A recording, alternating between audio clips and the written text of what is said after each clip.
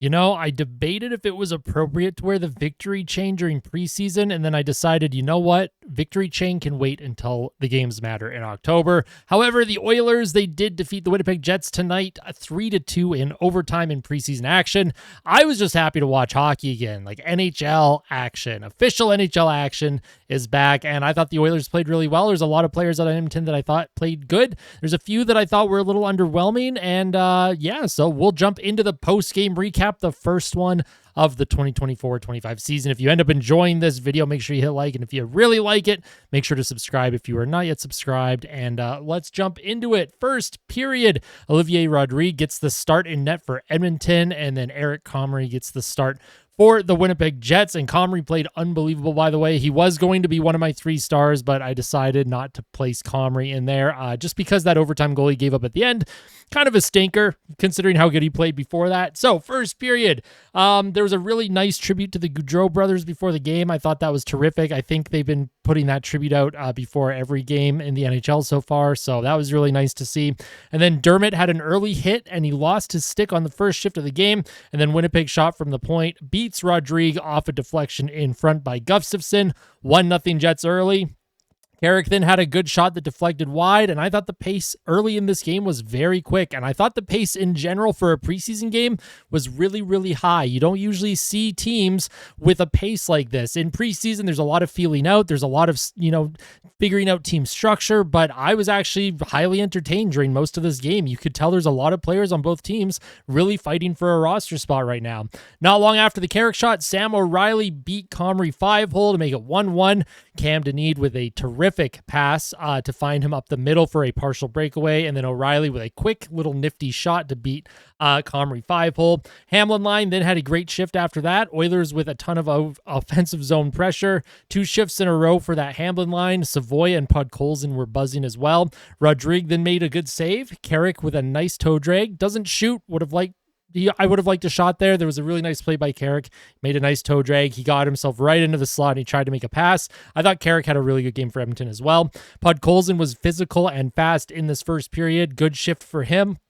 Caggiula, had a really terrific chance, and he had a few really good chances to score in this game. Drake Caggiula was looking really good, looking like vintage Drake Caggiula playing on McDavid's wing back in 2018. Hopefully the Oilers have a much better season this year than they did that year, though, if Caggiula were to make the team.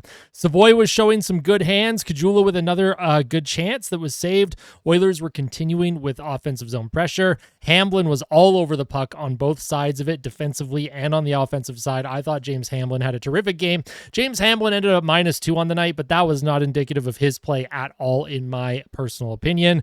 Rodrigue made a point-blank save, his first action in a while in the first, and then he made another good save in close late. Emerson with a weak shot after a great forecheck by the Oilers at the end of the first period. It was 1-1. Shots were 6-4 Edmonton, and the expected goals, we are back with the advanced analytics, was 0.6 to 0.3 in favor of Edmonton. Stats courtesy of Natural Stat Trick, by the way.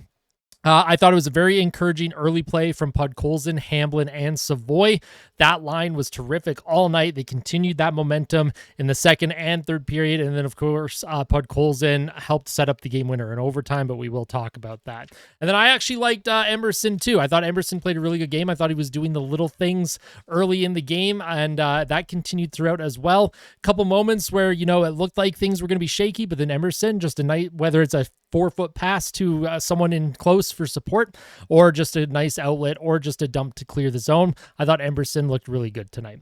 In the second period, Brown with a good early shot from the point, and then O'Reilly had a rebound chance. Sam O'Reilly, again, another player who played well for Edmonton. Edmonton's top line then once again hems in the Winnipeg Jets. Savoie with a one-timer that goes just wide. Oilers then get a power play. Podkolzin finds Savoie, who's robbed on a one-timer, and then Podkolzin drives the net not long after, and he gets stopped by Comrie. I thought it was a good power play. There wasn't any finish on that one, but they would end up scoring on the power play later in the game. Raf Lavoie gets a shot from range that gets stopped. Podkolzin and Emberson with a couple of chances, and then Hamblin continued to play very well in the second, driving that top line. Podkolzin and Savoie also very strong.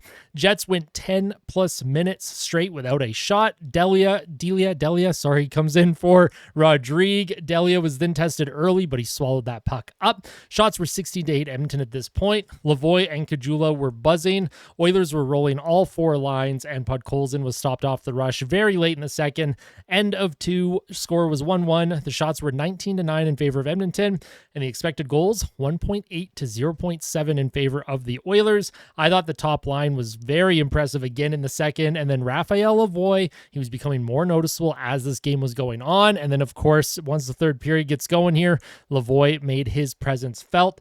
There were a few players who I thought were very quiet after two periods, and that was James Steffen, Wright, Gruby, and Nickel. I thought they were all very quiet, but they ended up having a terrific third period, and they were really the lines that were pushing. The Oilers bottom six in the third. I thought they were the ones getting the better looks, especially Steffen and Noah Philp, these players that are, Steffen's not really close to NHL ready, but Philp is. Philp could be battling for a fourth line center position. So it was nice to see Philp really play strong in the third. Not that he played poorly in the first two periods, but anyways, I'm getting sidetracked. Third period, Brown struggled to make a simple outlet pass, and then there was a holding penalty to Carrick.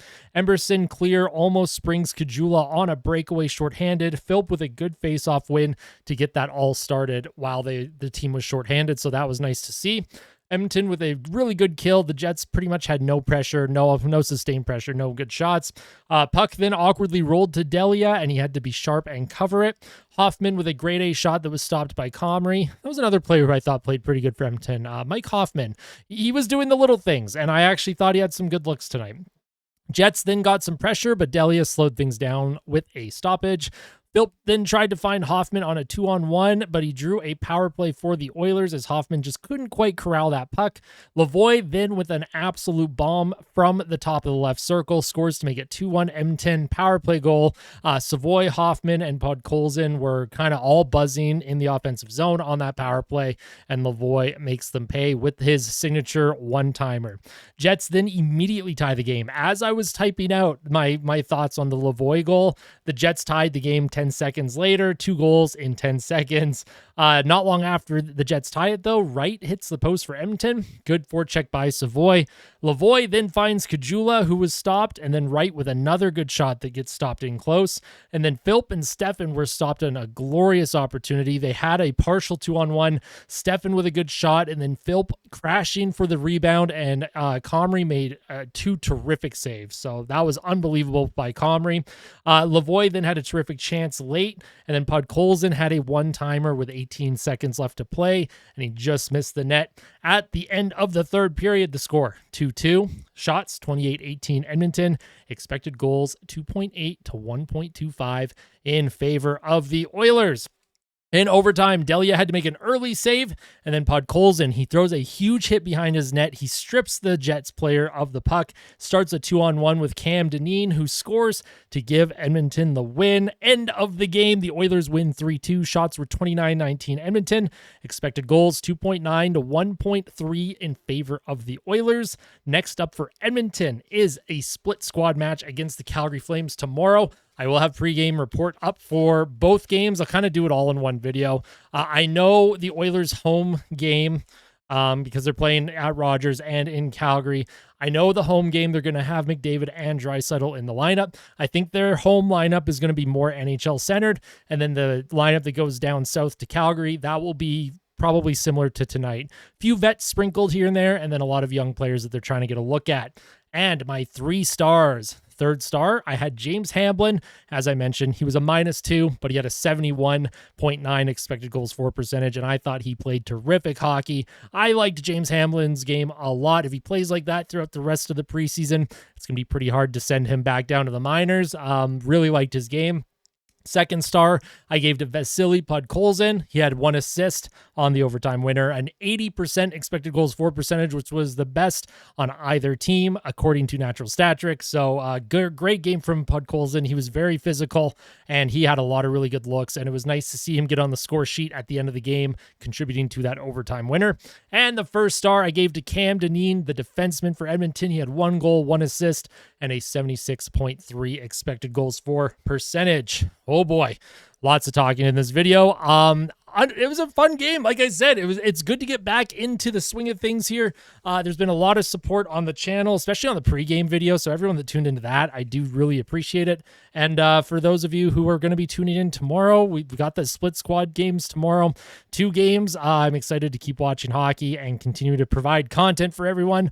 It's going to be a lot of fun. And also keep an eye out. I will have the hockey pool, fantasy hockey, information probably available tomorrow. Keep an eye out for that. I'll give you the guest to log in, and then of course a link that allows you to create your team. It's going to be a box style pool where there's going to be 24 boxes of players in each box. You will pick 1 player from each box. It is free to enter. I am still figuring out the prizes, but I think I have a good idea of what I want to do. So keep an eye out for that either tomorrow, Tuesday at the absolute latest. Thank you all so much for watching Oil Country. It was an absolute pleasure being back here tonight, and I can't wait for tomorrow. Tell someone that you love them, okay? We'll see you next time. Take care.